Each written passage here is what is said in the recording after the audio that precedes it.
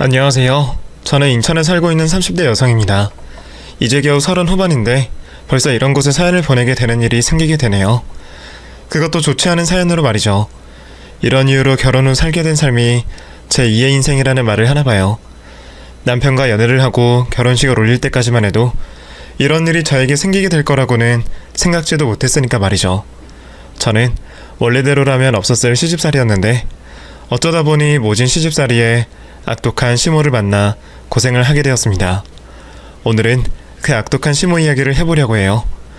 그래도 내 남편의 어머니인데 시작부터 시모를 욕하면 되겠냐고 말씀하실 분도 있을 거란 생각을 합니다. 그런데 저보다 저희 남편이 시모를 더욱더 증오하기 때문에 그 점은 신경 쓰시지 않으셔도 됩니다. 그럼 얼마나 악독한 사람이길래 자신을 낳아준 모친을 자식까지 증오를 하게 되었는지 이제부터 설명을 해볼게요. 남편과 결혼 준비를 할 때부터 시작된 일이라 앞에 이야기들은 짧게 하고 넘어가도록 하겠습니다. 우선 저는 평범한 가정 환경에서 부모님의 사랑을 받고 자란 이녀 중 막내였습니다. 남편은 아버님께서 홀로 계셨던 편부모 가정에서 자랐고요. 모든 편부모 가정이 그렇겠지만 아버님께서 혼자 바깥일도 하시면서 집안일까지 신경 쓰시다 보니 남편은 어린 시절부터 평범한 가정을 동경했고 늘 어른들의 손길을 그리워했다고 했습니다. 거기다 아버님께서 남편의 대학생 시절 돌아가시게 되면서 일찍이 혼자서 이 세상을 살아가게 되며 사람 간의 정을 더욱더 그리워하게 되었죠. 연락을 주고받고 만남을 가지는 친척분들이 남편 곁에 있었지만 서울에서 대학을 다니고 있던 남편과는 사는 지역도 다르고 각자 바쁜 세상살이로 인해 자주 보지는 못했다고 했습니다. 그런 남편의 사정을 연애를 하면서 알게 된 저는 남편과 더 많은 시간을 같이 보내려고 했습니다. 또 저희들의 연애가 길어지게 되면서 자연스럽게 남편의 사정 아시게 된 저희 친정 부모님께서 일찍이 남편을 예비 사이로 받아들여 주시면서 가족을 그리워하는 남편의 쓸쓸한 마음을 채워주시고 있었죠. 그러한 이유로 사람을 그리워하던 남편도 많이 안정된 모습을 보이고 있었어요. 이후 길어지는 연애로 인해 자연스럽게 결혼 약속을 하게 되었던 우리는 별다른 문제 없이 결혼 준비를 하고 있었습니다. 그러던 중에 제가 남편에게 깜짝 선물을 하게 되었죠. 따로 저에게 친모를 찾고 싶다는 말을 하지 않았던 남편이었지만 결혼 준비를 하면서 분명 친모에 대한 그리움이 커져가고 있을 거라 생각했습니다. 남편이 아주 어린 나이 때 시부모님께서 이혼을 하셨기 때문에 편부모 가정에서 자라게 되었던 거였고 아버님 손아래 키워진 뒤로는 친모를 만난 적이 없었거든요. 그래서 친모에 대한 기억도 거의 없다시피 했고 얼굴도 사진으로 본 친모의 얼굴만 기억을 한다고 했죠. 결혼식을 올리기 전에 남편에게 친모와 만날 수 있는 상황을 선물해주고 싶었습니다. 그렇게 결혼 이야기를 시작할 무렵부터 찾기 시작했던 남편의 친모는 결혼을 할 때가 다 되어서야 겨우 찾을 수 있었습니다. 그런데 어렵게 찾아낸 남편의 친모에게 다가가기가 망설여졌습니다. 남편의 친모 사정이 좋지 않았거든요. 형편이 많이 어려워 보였습니다. 정말 곧 쓰러져도 이상할 게 없는 집에서 월세로 살고 있었고 끼니 걱정도 하는 것처럼 보였죠. 제 선에서 도움을 주는 건 문제가 되지 않았지만 남편에게 이런 상황 속 친모를 만나게 하는 게 맞는 일인가 고민이 되었습니다. 남편이 친모의 상황을 알곤 많이 가슴 아파할 것 같았거든요. 한동안 고민을 하던 저는 그런 건 모두 제가 판단할 것이 아니라고 생각했습니다. 우선은 후회가 남지 않게 남편과 친모의 만남을 주선해야 된다고 생각했죠. 그래서 원래 결심한 것처럼 남편의 친모에게 찾아가 저와 남편의 관계 그리고 제가 찾아온 이유에 대해서 설명을 했습니다. 제 이야기를 듣게 된 남편의 친모는 저에게 무척이나 고마워했습니다. 그리고 아들만 허락한다면 지금 당장이라도 아들을 만나고 싶다고 말했죠. 그 말을 듣게 된 저는 남편의 친모를 만나고 온 그날 남편에게 친모의 상황을 설명하고 만나고 싶어 한다는 말을 전달하게 되었습니다. 남편 역시 친모를 매우 만나고 싶어 했고 기대하는 모습을 보였죠. 그렇게 다음 주말을 맞아 저와 남편이 친모가 살고 있는 곳으로 내려가게 되었고 그곳에서 30여 년 만에 두 모자가 만남을 가지게 되었습니다. 서로를 끌어안고 잠시도 떨어지지 않으려 하는 남편과 시모의 모습을 보며 참 감동스러웠습니다. 저도 같이 눈물을 흘릴 만큼 말이죠. 그 모습을 보며 뿌듯한 감정이 느껴졌고 모든 게 잘된 일이라 생각을 하고 있었습니다. 그런데 알고 보니 두 사람이 더 일찍이 만날 수도 있었던 상황이었습니다. 어머니 죄송해요. 제가 일찍 찾을 생각을 했어야 하는데 그동안 저를 찾지 않으셔서 저는 어머니께서 새 가정을 꾸리셨다고 생각했어요. 죄송해요. 민준아, 그런 말 하지 마라.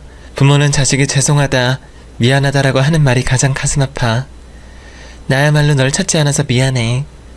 실은 네 아빠가 널 못 만나게 했어. 이혼을 당시 네 아빠에게 여자가 있었거든. 네 아빠가 돌아가실 때 말을 안 했으니 너는 잘 모르겠지만 내가 네 아빠와 헤어진 것도 그 일 때문이야. 이혼 후 처음 몇 번은 널 만나러 갔었어. 그런데 그때마다 널 못 만나게 하는 네 아빠를 보면서 민준이 너를 혼란스럽게 하지 않으려고 하는 줄 알았어. 어린아이에게 엄마가 둘이라는 게 쉽게 받아들일 수 없는 일이었을 테니. 그래서 널 보는 걸 포기했단다. 어딘가에서 잘 자라고 있을 줄 알았지. 그런데 네 아빠가 그 여자와 헤어졌을 거란 걸 생각 못했구나. 일찍이 알았더라면 널 보러 갔을 텐데. 미안하다 민준아. 남편과 시모는 서로에게 사정이 있을 거라고 생각하고 찾지 않고 있었던 거였죠. 옆에서 듣고 있는 저도 안타까운데 두 사람은 오죽할까 싶었습니다. 거기다 남편은 이제까지 아버님과 시모가 단순한 성격 차이로 헤어진 줄 알았는데 아버님의 여자 문제로 시모와 생이별을 하게 되었다는 걸 알게 되었으니 더 힘들었죠. 그래도 두 사람은 이미 지나간 일에 크게 미련을 가지지 않기로 했습니다. 앞으로 왕래를 하며 지내게 될 시간을 더 의미있게 생각하기로 했죠. 그렇게 남편의 친모도 결혼 전 찾게 되었으니 이제 행복한 결혼식만 올리면 된다고 생각했습니다.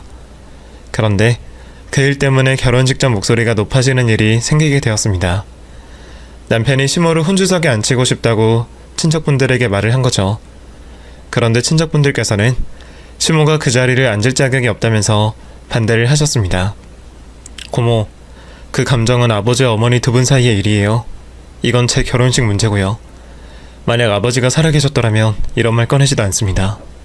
그런데 아버지께서는 돌아가셨고 저를 낳아주신 어머니는 살아계시잖아요. 도대체 무슨 자격이 안 된다고 이러시는 거예요? 그럼 그 여자가 자격이 있다고 생각하니? 자기 새끼 낳고 한 번도 찾아오지 않는 사람이? 그건 고모가 모르는 일이 두 분 사이에 있어서 그런 거예요. 그리고 어쨌든 제 결혼식에 저를 낳아주신 어머니가 그 자리를 앉지 않는다면 누가 자격이 있다는 겁니까? 또 그 자리에 어머니를 앉힌다고 걱정될 만한 상황이 생기는 것도 아니잖아요. 아버지께서 저를 얼마나 잘 키워내셨는지 어머니께 보여드린다고 생각해주세요. 결국 친척분들은 남편의 고집을 꺾을 수 없었고 남편이 원하는 대로 시모를 혼주석에 앉히기로 했습니다. 이후 시모도 처음에는 그 자리에 앉을 자격이 없다며 거절을 했습니다만 계속된 남편의 설득 끝에 수락을 하게 되었죠. 그래서 결혼식장 분위기가 어수선했습니다. 저희들의 결혼식을 참석한 남편의 지인들은 남편의 친모를 처음 본 상황이라 어리둥절한 모습이었고 남편의 친척분들은 심하게 내색을 하지 않았을 뿐이지 누가 보더라도 불편한 모습이라는 게 느껴졌으니까요. 그래도 저야 남편이 행복하면 된 거라 생각하고 그 어수선한 분위기의 결혼식을 즐겼습니다. 이후 저와 남편은 행복한 신혼생활을 시작하게 되었고 우리뿐만 아니라 주변 사람들도 챙기기 시작했죠. 결혼식 직전 생긴 시모도 그들 중 하나였습니다. 오히려 다른 가족들보다 더 챙기려고 했었죠. 아무래도 30년은 만에 아들과 만나게 되었으니 시모를 자주 찾아뵈어야 한다고 생각했거든요. 그런데 남편이나 저나 서로 직장인이다 보니 주말밖에 시간이 나지 않았고 저희도 저희 나름대로 신혼생활을 즐기고 저희 친정도 챙겨야 했기에 거리가 멀었던 시모의 집으로 매주 찾아갈 수는 없었습니다. 그러자 시모가 아들과 더 많은 시간을 보내고 싶었는지 저희가 살고 있는 동네로 이사를 오겠다고 하더군요. 그때까지만 해도 그게 문제가 될 거라고는 생각하지 않았어요. 이전까지는 시모와 같이 시간을 보내는 동안 인상 찌푸려질 일이 없었으니까요. 그런데 시모가 이사를 온 날부터 사건이 발생하기 시작했습니다. 시어머니 되는 분이 이사를 오신다고 하니 당연히 집을 찾아가 손을 거들게 되었죠. 그런데 짐을 옮기는 내내 시모가 계속해서 고성의 잔소리와 짜증을 내는 겁니다. 얘, 이걸 여기다 두면 어쩌자는 거야? 정리를 해서 넣어야 될 거 아니야. 그거 안쪽에 닦고 정리하려고요. 넣었다가 빼면 일을 2번 하게 되어서요. 그럼 빨리 닦을 거 닦고 집어 넣어야지. 너 왜 이렇게 손이 느려? 그래서 어느 세월에 이 짐들을 다 정리할 거야. 그리고 저건 뭐야? 저건 누가 저리다 놓으라고 했어? 그건 제가 한 게 아닌데. 이삿짐 아저씨께서 하셨나봐요. 그럼 넌 그걸 보고만 있니? 딱 봐도 둘자리가 보이는데. 아유, 답답해라. 같은 동네에서 이사를 하는 것도 아니고 이사하는 동네로 오는 것만 반나절이 걸렸으니 시모의 신경이 예민해진 거라고 생각했습니다. 그래서 시모의 짜증스러운 행동과 말에도 이해를 하고 있었죠. 그런데 곧바로 황당한 일이 벌어졌습니다. 이삿짐 차량이 떠날 때가 되자 시모가 저를 부르는 겁니다. 그리곤 자기는 방으로 들어가 다시 정리를 하더라고요. 무슨 일인가 싶었는데 이삿짐 아저씨께서 저에게 계좌번호를 불러주시는 거예요. 그러니까 이사 비용을 내라는 그 말이었던 거죠. 그래도 내 시어머님 일이고 형편도 뻔히 아는 상황이었으니 기분 나빠하지 않으려고 했습니다. 기뜸이라도 해줬으면 나았을 텐데라는 아쉬움은 있었지만요. 이후 당직 일을 마치고 온 남편이 찾아와 이삿짐 정리하는 걸 도와줬습니다. 그러다 슬슬 배가 고파지는 시간이 되었습니다. 남편이 시모에게 식사에 관해 물어보려고 했는데 때마침 중국집 배달원이 오는 겁니다. 시모가 먼저 중국 요리를 시켰던 거죠. 그런데 철가방에서 나오는 음식량이 3명이서 먹을 양이 아니었습니다. 식사 메뉴만 3개였지 요리 메뉴가 잔뜩 쏟아져 나왔죠. 뭔가 잘못되었다고 생각한 제가 음식을 내려놓는 직원분께 착각하시는 거 아니냐고 물어봤습니다. 저기, 뭔가 착각하시는 것 같은데요. 저희가 이거 다 시키지 않았을 거예요. 저희 3명이거든요. 네? 여기 32-2번지 102호 아니에요? 그렇긴 한데. 아니에요, 아저씨. 이거 다 우리가 시킨 거 맞아요. 예, 너는 나한테 물어보면 될걸 왜 아저씨한테 물어보니? 이것들 다 내가 시킨 음식 맞다. 이사한다고 고생했는데 잘 먹어야지. 아저씨, 다 내려놓으세요. 이번에도 결제는 저희 몫이었습니다. 물론 시모가 식사값을 계산할 거라는 생각은 하지 않았지만 그래도 좀 어이가 없더라고요. 제가 표정을 숨기지 못하자 남편이 시모 몰래 미안해하며 이해를 부탁했습니다. 여보 미안. 아무래도 어머니가 이삿짐 옮기고 나선 나다니실 정신이 없을 테니까 며칠 드실 음식까지 시키신 것 같네. 이해 좀 해줘. 내가 용돈 아껴서 오늘 든 비용 메꿀 테니까. 남편도 돈이 문제가 아니라는 걸 알고 있었지만 우선 어떻게든 표정이 좋지 않은 저를 풀어주려 아무 말이나 하며 저를 달랬죠. 저도 남편이 난감해한다는 걸 알았기 때문에 바로 표정을 고치고 아무렇지 않은 척을 했습니다. 그리고 남편의 말처럼 시모를 이해를 하려고 했죠. 그런데 그런 남편의 말과 달리 바로 다음날 시모에게 장을 보러 가자며 연락이 왔습니다. 제가 회사에 있는 시간이었는데도 말이죠. 네, 어머님, 무슨 일이세요? 너 지금 점심시간이지. 그럼 나랑 장 좀 보러 가자. 네? 어머님, 시간이 그렇게까지는 안 되는데요. 그래? 그럼 기다릴게. 퇴근하고 바로 집으로 좀 와. 이삿짐을 옮기고 집으로 돌아가기 전 주변에 있는 마트나 시장, 편의시설들을 전부 지도로 그려주기까지 하면서 시모에게 알려드리고 왔었습니다. 그런데 왜 저에게 장을 보러 가자고 한 건가 싶었습니다. 단순히 같이 가는데 의미를 두는 것이라면 굳이 제가 퇴근을 할 때까지 기다릴 이유도 없는데 말이죠. 걱정이 되었지만 딱히 핑계를 댈 것도 없었고 단순히 장을 보러 가는 거니까 퇴근을 하고 시모 집으로 찾아가게 되었습니다. 시모는 제가 도착하자마자 잠깐 앉아 숨 돌리라는 말도 하지 않고 시장을 가자고 했고 같은 시장을 몇 바퀴를 돌며 여러 짐들을 저에게 다 들게 했죠. 그런 것들 다 참을 수 있었는데 시모가 저에게 하는 말들이 거슬렸습니다. 제가 집는 음식 재료들 족족 딴죽을 걸었거든요. 너 일부러 그러니? 네? 무슨 말씀이세요? 일부러 상품 가치 없는 파지를 집는 거냐고. 네가 집는 것마다 죄다 못쓸 것들인데 이게 일부러 그러는 게 아니면 뭐냐? 아무리 이제 막 살림배워가는 단계라고 해도 너무 심한 거 아니야? 너 이래서 우리 아들 제대로 먹이긴 하겠어? 요즘 들어보니까 아침밥도 남편 보고 알아서 챙겨 먹고 저녁도 사 먹고 오라던 여자들이 있다고 하던데 너도 그런 애니? 그렇게 짜증은 있는 대로 부려놓고 이번에도 결제는 제가 해야 되었습니다. 그리고 제가 가져다 놓은 재료들을 요리까지 해놔야 그날의 일이 끝나게 되었죠. 그런 일들이 일주일에 여러 번 반복되었습니다. 돈 가지고 속 좁게 굴기 싫었지만 시모를 만날 때마다 드는 비용을 보면 신경을 안 쓸래야 안 쓸 수가 없었고, 또 저에게 하는 말마다 가시가 박혀 있어 점점 더 거슬리고 불편해지기 시작했죠. 거기다 샘은 얼마나 많은지 무조건 주말마다 자신과 함께 해주기를 바랬습니다. 그건 이해를 해주려고 했어요. 지난 시간과 제 남편과 떨어진 시간이 있었으니까요. 그런데 해도 해도 너무했던 게 저희 친정아빠 생신이라고 했는데도 못 가게 잡더라고요. 너는 이번 주 토요일 날 우리 집에 와서 다 같이 점심밥 먹자. 잠깐 앞에 나갔다가 저녁도 먹고. 어머님, 저번에 말씀드렸는데 그날이 저희 친정아버지 생신이세요. 그래서 그날은 안 될 것 같아요. 생신 축하를 언제부터 하는데? 점심부터 하니? 네? 딱히 정해진 시간이 있는 건 아니지만 저녁에 다 같이 모이긴 하죠.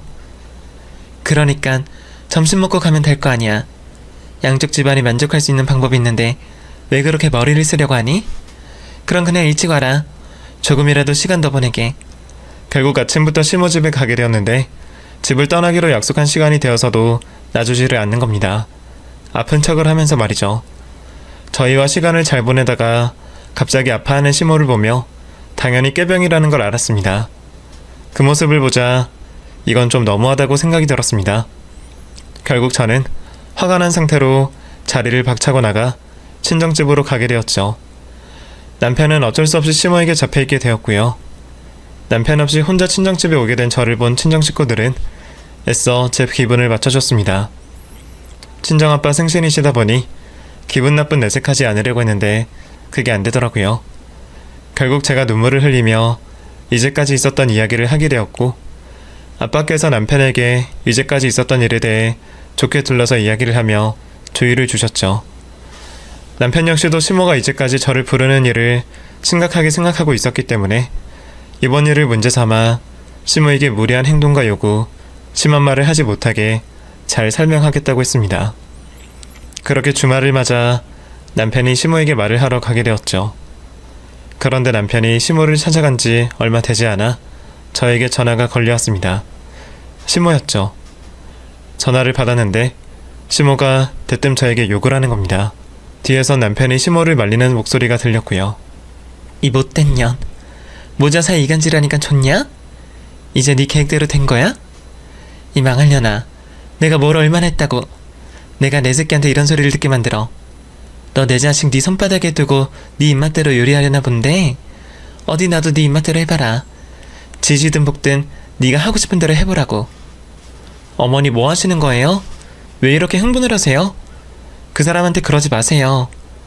남편이 시모의 전화를 끊었는지 통화는 거기서 끊겼습니다. 도대체 무슨 일이 벌어진 건가 싶었습니다. 다급히 시모 집으로 찾아가게 되었죠. 헐레벌떡 시모의 집으로 찾아가서 보니 이미 좀 전 상황은 끝이 난 듯 보였습니다. 시모는 자리에 앉아 울며 자기 한탄을 하고 있었고, 남편은 난감한 표정을 짓고 있었죠. 아이고 내 팔자야.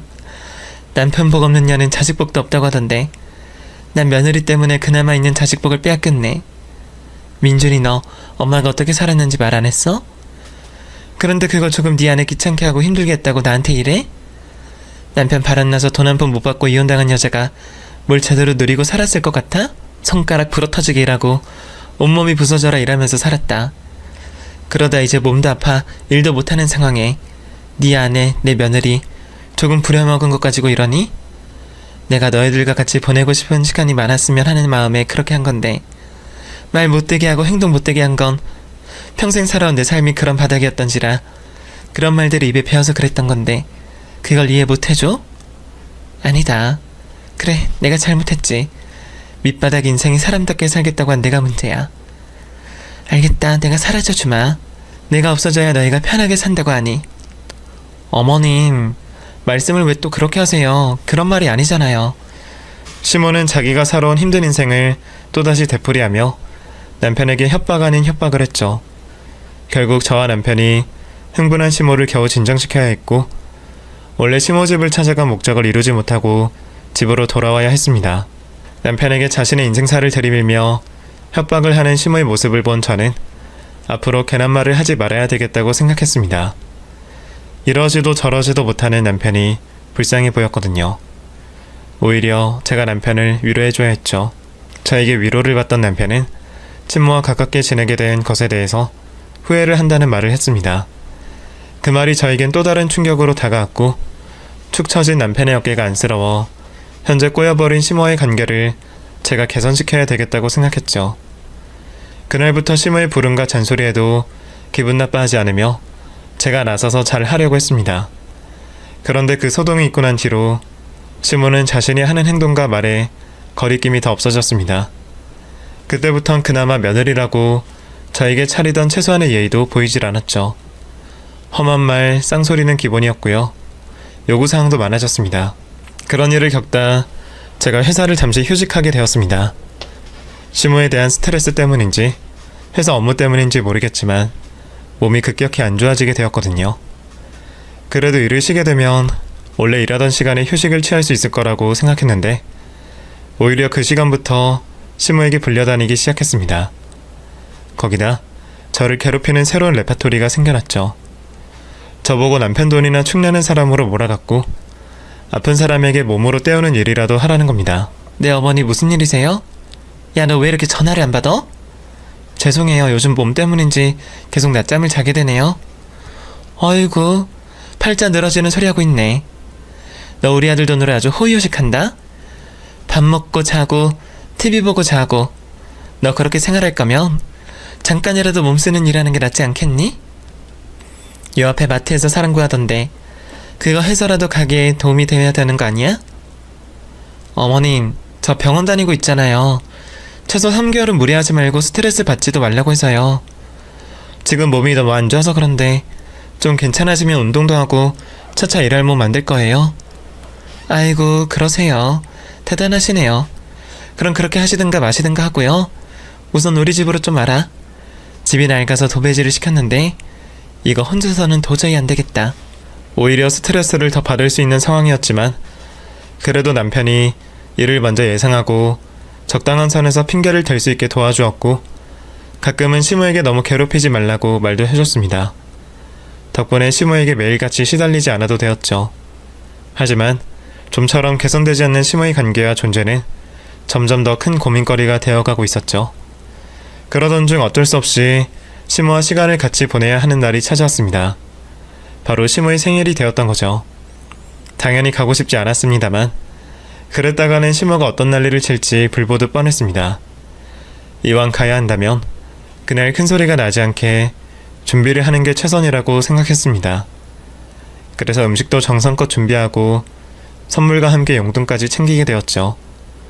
남편은 고생스럽게 직접 요리를 하지 말고 시모가 만족할 만한 비싼 식당으로 가자고 했지만 그때 저에게 시모의 말 한마디가 떠올랐습니다.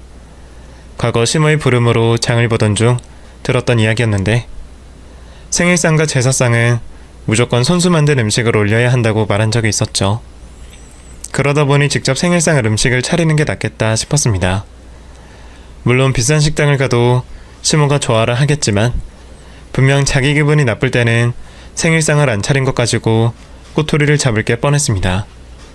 그리고 지금은 남편 혼자 돈을 벌고 있었으니 가게 형편도 생각을 해야 되었죠. 그래서 정말 많은 음식을 정성껏 했고 이 정도면 시모의 비위를 맞출 수 있을 거라고 생각했습니다. 시모도 상이 부족할 정도로 차린 음식을 보곤 만족을 한 모습이었습니다. 물론 그마저도 기분 좋게 넘어가지는 않았지만요. 이걸 전부 네가 차린 거니? 네, 저희와 보내는 첫 생신이시니 제가 신경 좀 써봤어요. 그런데 저도 이렇게 많이 한 줄은 몰랐네요. 그러게 많기도 하다. 그런데 이렇게 할 바에는 어디 고급 식당 가서 먹는 게 덜 수고롭지 않겠니? 밥 한 끼 먹는데 젓가락질 몇 번이나 한다고 이 많은 걸 했어? 네? 아, 저번에 어머님께서 생신상은 손수 차려야 하는 거라고 하셔서. 어머니, 이 사람 음식 준비한다고 밤새 준비했는데 수고했다고 말해주시는 게 먼저 아니에요? 당신 왜 그래? 내가 좋아서 한 건데. 어머님께 그러지 마. 민준아, 농담이다, 농담. 난 농담도 못하니? 확실히 자식놈이랑 며느리가 있는 게 든든한 일이구나. 내가 이런 상도 받아보고. 우리 며느리 고생했어. 평소에는 음식을 개발로 하는지 소발로 하는지 항상 엉망이라 못마땅했는데 또 이런 잔치상은 그럴듯하게 차렸구나. 그런데 이거 전부 네가 한 거 맞지? 혹시 출장 뷔페를 불렀거나 어디서 사온 거 아니고? 그냥 좋은 말만 해주면 서로 기분 좋고 보람도 있을 텐데 꼭 사람 신경을 긁는 소리를 하더라고요. 그래도 시모가 좋아하니 다행이라고 생각했습니다. 이렇게만 분위기를 맞춰간다면 오늘 하루는 험한 소리 안 듣고 이곳을 무사히 나갈 수 있을 거라고 생각했죠. 생일상을 받고 기분 좋아하고 있는 시모에게 곧바로 선물과 용돈을 줄 생각도 해봤지만 저에겐 그 두 개가 보험 같은 존재였으니 우선 식사를 다 하고 나서 하나씩 주기로 했습니다. 기분이 한 시간에도 여러 번 바뀌는 시모였으니 혹 기분이 틀어지거나 험한 소리가 나올 때 입막음용으로 준비를 했던 거죠. 다행히 식사를 끝마칠 때까지 시모의 기분은 좋음으로 이어졌습니다. 그리고 이제 슬슬 준비한 선물을 내놓으라는 눈치를 보이고 있었죠. 시모의 기분이 틀어지지 않게 바로 선물을 드렸습니다. 어머, 생일상만 해도 난 충분한데 뭘 이런 것까지 준비했니? 그런데 너희 그거 알지? 선물이 기대만큼 못하면 앞에 잘한 것들 전부 소용없다는 걸. 하기야, 우리 아들과 며느리가 직접 고른 선물인데 어련히 잘 사왔을까? 그치? 지금 여기서 열어봐도 되는 거지? 당연히 괜찮다고 대답하려 했지만 시모는 저희 두 사람이 대답을 하기도 전에 이미 선물을 뜯고 있었습니다. 그런데 거기서 문제가 생겼습니다. 시모에게 할 선물을 남편이 준비를 하겠다고 해서 제가 시모 나이대 여성들이 좋아할 만한 몇 가지 선물들을 추려줬습니다. 그런데 남편이 제가 알려준 제품군들 중에 선물을 고르지 않았던 겁니다. 굳어가는 시모의 표정을 보면서 별의별 생각이 다 들었습니다. 앞으로 시모가 무슨 반응을 보일까 보다는 남편이 왜 제가 추려준 제품군들 중 선물을 고르지 않았는지 궁금했었죠. 혹시 내가 생각한 것보다 집안 경제적 상황이 좋지 않은가 싶기도 했고 아니면 남편에게 무슨 생각이 있는 건가 싶었습니다. 곧바로 남편을 쳐다봤는데 남편은 시모의 반응에도 아무런 문제가 없다는 듯 말을 했습니다. 어머니 나이쯤 되면 발 편한 신발이 최고라고 들었어요. 예전에도 그랬고 앞으로도 그렇고 어머니께서 바쁘게 움직일 일이 생길 것 같아서 제가 신경 좀 썼어요. 마음에 드세요? 남편도 시모의 표정을 분명 봤을 텐데 시모의 비위를 맞추기는커녕 오히려 약을 올리듯 말을 하고 있었습니다. 그것도 알 수 없는 말을 하면서 말이죠. 우선 제가 다급히 시모의 기분을 풀어주기 위해 남편의 말을 끊고 준비한 용돈을 챙겨드리게 되었습니다. 여보, 어머님 선물 하나 더 있었잖아. 그건 집에 놓고 왔어? 당신도 참... 그런 걸 깜빡하면 안 되지. 어머님, 제가 내일 이희가 놓고 온 선물 다시 챙겨서 올게요. 그리고 여기 이거 제가 따로 어머님 용돈 좀 챙겼어요. 얼마 되진 않는데 제가 일 다시 시작하면 더 챙겨드릴게요. 그런데 이미 기분이 상할 대로 상해있던 시모는 제가 하는 말에 대답도 없었습니다. 그러다 제 손에 있던 봉투를 낚아채 가곤 봉투 안에 있는 돈을 확인했죠. 그 모습을 보며 제발 그 봉투 안에 있는 돈으로 시모의 기분이 조금이라도 풀리길 바랬는데 헛된 바람이었습니다. 오히려 역효과만 났죠. 봉투 안에 돈이 적었는지 몸을 부들부들 떨고 있던 시모는 갑자기 소리를 치며 밥상을 엎었습니다. 그리곤 놀라고 있는 저의 머리채를 잡았죠. 너 지금 사랑 가지고 노니? 30만 원? 이걸로 뭘 하라는 거야? 그리고 너 도대체 우리 아들 돈을 어떻게 쓰는 거니? 어떻게 쓰길래 우리 아들이 나한테 이따위 값싼 신발 선물을 해? 특별한 날이 아닐 때도 이것보다 훨씬 좋은 선물 하던 아인데 네가 일 쉬고 나서 선물이 이렇게 됐잖아. 너 집에서 놀면서 내 아들 돈 펑펑 쓰고 다니지. 이게 정말 내 아들 돈을 지가 꿀꺽해? 어머님 무슨 말씀이세요? 제가 돈을 쓰긴 어디 했어요? 일주일에 대부분 어머님 댁에 있는데 제가 돈 쓸 시간이 어딨어요? 2년이 그래도 정말...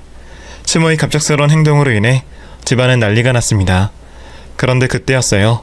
뒤에서 듣고 있던 남편이 자리에서 벌떡 일어나더니 저와 시모 곁으로 성큼성큼 걸어왔습니다. 저희 두 사람 앞으로 와서 멈춘 남편은 곧바로 시모의 뺨따구를 철썩철썩 때리기 시작했습니다. 내가 더는 당신 하는 짓을 못 참겠어. 오늘 대충 알아듣게 하고 끝내려고 했는데 내 아내를 때려? 당신이 뭔데? 당신이 뭔데 내 아내를 건드려? 감히 당신 따위가 이제 와서 엄마 노릇하려고 하겠다고? 엄마 자격도 없는 인간이. 여보 왜 이래? 당신 이러면 안 돼. 이분 당신 어머님이셔. 나 괜찮으니까 이렇게까지 할 필요 없다고. 옆에서 그 광경을 보고 있었던 제가 더 놀라 남편을 말리게 되었습니다. 남편이 오늘 왜 이러나 싶었습니다. 시모 집까지는 잘 따라와 놓고 선물을 줬을 때부터 왜 이러나 싶었죠. 그동안 시모가 저와 남편을 괴롭히기는 했지만 그래도 자신을 낳아준 친모에게 손찌검까지 하는 건 자식으로서 해서는 안 되는 일이잖아요. 그래서 몸을 날려 겨우 남편과 시모를 떼어놓을 수 있었습니다. 두 사람을 떼어놓긴 했지만 남편은 계속해서 흥분한 상태로 시모에게 가진 욕을 하고 있었죠. 시모는 처음 보게 된 아들의 흥분한 모습에 넋이 나간 모습이었습니다. 그리고 방금 전 맞은 뺨이 아파오기 시작하는지 빨갛게 달아오른 뺨을 만지기 시작했죠. 건장한 남편을 저 혼자 말리는 건 무리였기 때문에 남편은 몇 차례 저를 뿌리치고 나와 시모에게 달려들었습니다. 그때마다 제가 필사적으로 다시 남편을 막아세웠지만 그로 인해 시모는 잔뜩 겁을 먹게 되었죠. 겁을 먹은 시모는 자신이 살아온 힘든 과거를 이야기하며 또다시 동정심에 호소를 하며 이 상황을 모면하려고 했습니다. 민준아, 너 왜 그러니? 난 네 엄마야. 지난 30여 년 동안 그리워던 엄마라고. 널 낳아준 엄마도 여자 앞에서는 다 필요 없는 거니? 너한테는 가족이라는 존재, 엄마라는 존재가 겨우 그 정도의 의미인 거야? 너 도대체 엄마한테 왜 이래? 엄마가 어떻게 살아왔는지 다 들어놓고도 왜 이러는 거냐고? 엄마가 지난 30여 년 동안 다른 사람들에게는 아무것도 아닌 생일상, 생일 선물 이런 것들을 누려본 적이 없어서 기대감이 커서 그렇게 했던 거야. 그런데 이것도 이해 못해주니? 미안해, 머리채 좀 잡았다고 나한테 이렇게 겁을 주고 욕을 하고 화를 내면 어떡하니? 엄마를 불쌍하게 생각해야지. 엄마 살아온 인생 몰랐으면 몰라도 다 듣고 같이 눈물도 흘려놓고선 이러면 안 되는 거다. 엄마가 신경질적으로 나와도 이해해주고 받아줄 생각을 해야 하는 거라고. 시모는 이제 그 이야기를 시작으로 자신이 얼마나 힘들게 인생을 살았는지 구구절절 말할 게 뻔했습니다. 이미 여러 차례 귀에 딱지가 않도록 들었던 이야기다 보니 저에게는 지겹게 들리는 이야기였지만 남편에겐 효과가 있을 수밖에 없는 이야기였죠. 친모가 어렵게 살아왔다고 눈물을 보이며 하소연을 하는데 감정에 동료가 없는 자식이 어디 있겠어요. 일부러 그 점을 노리고 한 말이라고 해도 말이죠. 그런데 이번에는 달랐습니다. 남편이 시모의 이야기를 들으면서도 흥분된 상태를 가라앉히지 않았죠. 오히려 그 이야기를 듣고 더 흥분하는 모습을 보였습니다. 그러다 흥분한 남편의 입에서 나오는 말로 인해 남편이 왜 오늘 삐딱선을 탔는지 아까 전 신발을 선물하며 말한 뜻이 무엇인지 알 수가 있었죠. 불쌍히 여겨? 당신을 이해해야 한다고? 누가 누구 보고 불쌍히 여겨야 한다는 거야? 당신은 당신조차고 나랑 우리 아버지 버리고 떠났잖아. 정말 불쌍한 건 그 어린 나이에 엄마 없이 살게 되었던 나, 배우자에게 배신당하고 홀로 자식을 키우셨던 우리 아버지야. 당신은 남자한테 눈이 돌아서 소중한 가족을 버리고 간 쓰레기일 뿐이고, 나 지난날 당신이 우리에게 어떻게 했는지, 무슨 이유로 나와 아버지를 버리고 떠났는지 다 알게 됐어. 고목께 전부 다 듣게 되었다고. 그러니까 그 거짓된 눈물파리야 생각하지 마. 입 닥치고 가만히 있으라고. 민준아, 그게 무슨 말이니? 네 고모한테 무슨 말을 들었길래? 무슨 말인지 모르겠지만 그 말들 전부 거짓말이야.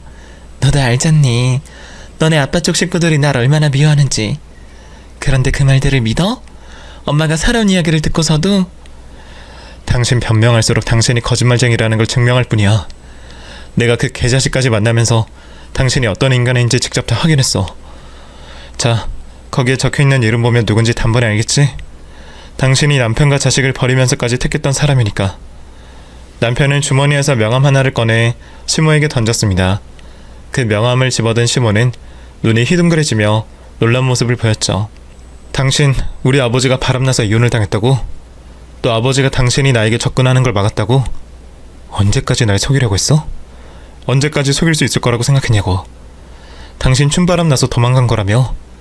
다 용서해주겠다며 나 엄마 없는 자식으로 자라게 하지 말자는 우리 아버지 말 뿌리치고 이혼해달라고 지랄 연병을 한 사람이 당신이라며? 한 명도 아닌 두 명이나 남자 바꿔서 우리 아버지 앞에 보여준 사람이 뭐? 불쌍히 여겨줘? 힘들게 살아와? 이제까지 남자 꼬셔서 편히 살다가 나이 처먹고 쭈글쭈글해지니까 더는 남자가 꼬셔지지 않지, 어? 그러다 자식놈이 제 발로 걸어 들어오니까 이제 나랑 우리 와이프 등에 빨대 꽂고 편히 살아보려고? 그럴 거면 우리가 주는 거를 감사하게 생각하고 조용히 받아 처먹고 있을 것이지. 사람을 괴롭혀? 이 쓰레기 같은 년이? 시모가 이제까지 저희에게 말해왔던 모든 말이 거짓말이었습니다. 저희 집 근처로 이사를 온 뒤 날이 갈수록 점점 더 심해지는 시모의 행포를 보고 있던 남편은 시모가 이상하다고 생각을 하게 되었고, 고모님께 찾아가 아버님과 시모 사이에 있었던 일을 알려달라며 부탁을 했다고 하네요. 고모님께서는 이미 지난 일이니 말을 아끼시려고 했지만 저희가 지금까지도 시모와 만남을 가지고 있다는 남편의 말을 듣곤 모든 걸 말씀해 주셨다고 했습니다. 사실 그때까지는 고모님께서 저희가 시모와 만남을 가지고 있다는 걸 모르고 계셨어요. 남편과 제가 시댁 가족들에게 결혼식 이후에도 시모와 만나고 있다는 걸 비밀로 했었거든요.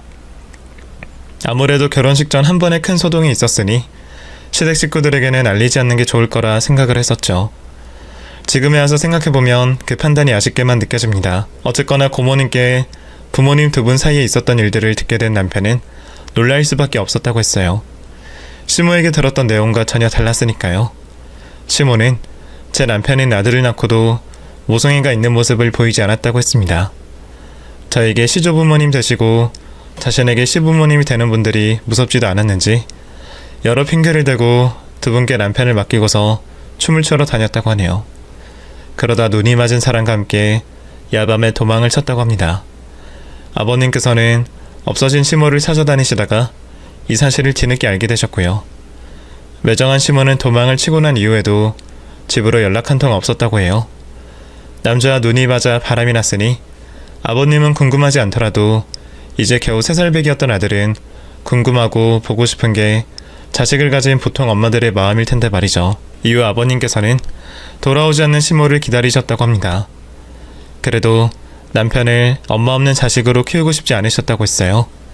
그래서 시모가 너무 늙지 않게만 돌아온다면 모든 걸 용서해주고 가정으로 다시 받아들일 생각이셨다고 합니다. 그런데 시모가 아버님과 시댁 가족들 앞에 다시 나타났을 때는 용서를 구하는 것이 아닌 이혼을 요구했다고 하네요. 거기다 기가 막혔던 일이 옆에 있던 남자가 바뀌어 있었다고 했죠. 시모가 아버님과 남편을 버리고 도망을 간 지 3년이 지났을 뿐인데 또 한 차례 남자가 바뀌어 있었던 거였어요. 제3자인 제가 들어도 어질어질한 상황인데 아버님께서는 그때도 가정으로 돌아와 달라며 시모에게 부탁을 하셨다고 합니다. 시댁 가족들의 반대에도 불구하고 말이죠. 그렇게까지 하시는 이유는 딱 하나였습니다. 아들인 남편 때문이었죠. 하지만 시모는 호적에 있는 결혼관계 때문에 새 출발을 하기 어렵다며 아버님의 절절한 요구에도 이혼을 해달라고 난리를 쳤다고 합니다. 시모에게 쌀 한 톨만큼의 모성애도 없다는 걸 알게 된 아버님께서는 결국 이혼을 해주셨다고 해요. 아버님께서는 남편이 자라면서 이 사실을 알게 된다면 마음에 큰 상처가 될 거라는 걸 걱정하셨고, 그런 이유에서 시댁 가족들에게 시모와 있었던 일을 비밀로 해달라 부탁을 하셨다고 합니다. 그래서 남편이 시모를 만나기 전까지는 아버님과 시모의 이혼이 단순한 성격 차이라고 알고 있었던 거죠. 그러다 이제 나이가 들어서 곁에 있던 남자들이 다 떠나 힘든 상황에 있던 시모를 제가 찾게 되었던 거고, 자신을 찾아온 아들이 부모님 이혼에 대한 제대로 된 사실을 모른다는 걸 알고는 저와 남편에게 거짓말을 한 거죠.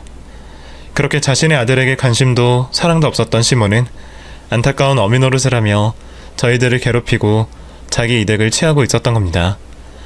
적당히 했더라면 아마도 오랜 기간 저희를 속일 수 있었을 거예요. 하지만 정도를 모르는 무리한 행동으로 인해 결국에는 그렇게 모든 것이 밝혀지게 되었던 거죠. 남편이 모든 사실을 알고 있다는 걸 알자 시모는 당황하며 무조건 잘못했다고 빌기 시작했습니다. 민준아, 엄마가 잘못했다. 내가 잘못했어. 그런데 고모가 말한 게 전부는 아니야. 고모는 나랑 네 아빠 사이에 일어난 일만 알고 있는 거야. 난 정말 널 그리워했어.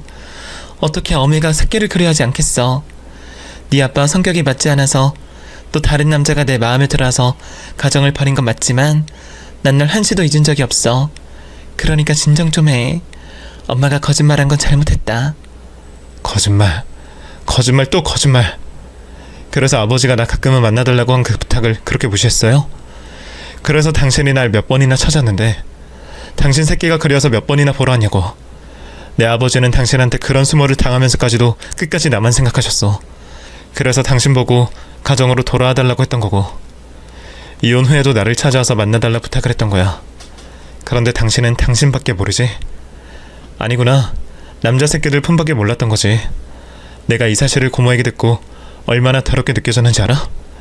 당신 찾았다며 울었던 내 모습도, 당신을 만졌던 이 손도, 당신을 신경 썼던 내 마음도 너무 더럽게 느껴져서 씻길 게 없다는 걸 알면서 하루에도 여러 번 샤워를 했어. 그만큼 더럽게 느껴져서. 좀 더 일찍 사실을 알게 되었으면 좋았겠지만 나도 이번 주에 알게 된 사실이라 오늘 당신과 끝을 내려고 했어. 그래도 내 친모니까 좋게 알아듣게 보내려고 했고, 그래서 준비한 선물이 신발이었어. 그 신발 받고 조용히 이제 내 곁에서 떠나라고. 더는 나랑 내 아내 곁에 얼씬거리지 말라고. 민준아, 아니야. 너 오해하는 거야. 엄마가 정말 너 생각 많이 했었어. 그리고 엄마가 이 나이 먹고 이 형편에 어딜 가. 내가 무리해서 여기로 온 걸 너도 알고 있잖아. 우리 진정하고 천천히 말해보자. 그러면 오해가 풀릴 거야. 오해는 무슨 오해?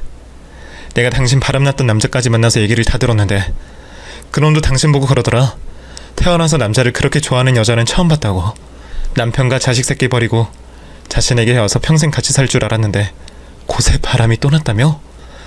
그 인간이 아버지께 이혼해달라고 찾아왔을 때 옆에 있던 남자 맞지? 당신 그 뒤로도 그 남자 말고 여러 만났고, 응? 당신 뒤를 밟을 때마다 새로운 남자가 나오더라. 내가 그러다 중간에 포기한 거야, 역겨워서. 이런 말 하는 것도 더럽다. 나 당신 다시 볼 생각 없으니까 최대한 빨리 우리 곁을 떠나.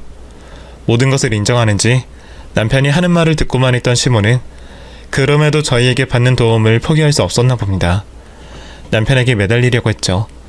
그러자 남편은 집안에 있는 물건을 때려 부수기 시작했습니다. 내가 분명히 말했어. 떠나라고. 만약 또 매달리거나 우리 곁에 맴도는 모습이 보인다면 그땐 당신 산송장인 채로 제사 치르게 할 거야. 알겠어? 마지막 경고야. 분명히 말했어. 남편의 그 말이 그냥 하는 말처럼 들리지 않았는지 시몬은 남편과 눈을 마주치지도 못하고 포기한 듯한 모습을 보였습니다. 그런 시모를 두고 저와 남편은 짐을 챙겨 집으로 돌아가게 되었죠. 집으로 돌아온 저와 남편은 서로가 서로에게 미안했습니다. 저는 시모와 관련된 모든 일이 제가 시모를 찾게 된 일에서 시작된 거라 생각했습니다. 물론 이런 일이 발생할 거라고는 생각을 전혀 못하고 좋은 마음에 한 일이었지만 결과적으로 제가 시모를 찾아냈기 때문에 벌어진 일이라고 생각했죠. 반대로 남편은 자신이 선택한 것은 아니지만 저러한 모친이 있다는 것과 이상한 느낌을 받았을 때 좀 더 일찍이 사실을 확인해보지 않은 것에 대해 저에게 미안해하고 있었어요. 사실 우리 두 사람 모두 서로가 서로에게 미안해할 일은 아니었습니다. 저희에게 미안해하고 용서를 구해야 하는 건 시모였죠. 그래서 우리는 서로에게 미안하다는 말을 더 이상 하지 않기로 했습니다. 더 모진 일을 당하기 전에 시모를 끊어낸 걸 다행이라 생각하고 앞으로 우리 둘만의 미래에 집중하기로 했죠. 그렇게 저와 남편은 시모의 일을 지우고 살아가려고 했지만 시모는 또다시 저희에게 엉겨붙으려고 했습니다. 화를 내는 남편에게 접근을 할 수 없으니 저를 통해 남편을 설득시키려고 했죠. 얘 정아야, 연락 받아줘서 고맙다. 너는 나랑 말이 통할 것 같아서. 너 내가 민준이한테 무슨 마음 가지고 있는지 알지? 그러니까 네가 잘 말해서 설득 좀 시켜줘. 응? 저기요, 날 되게 우습게 봤나봐요. 내가 성격이 없어서 그쪽 눈치 보고 하라는 거 다 한 줄 알아요?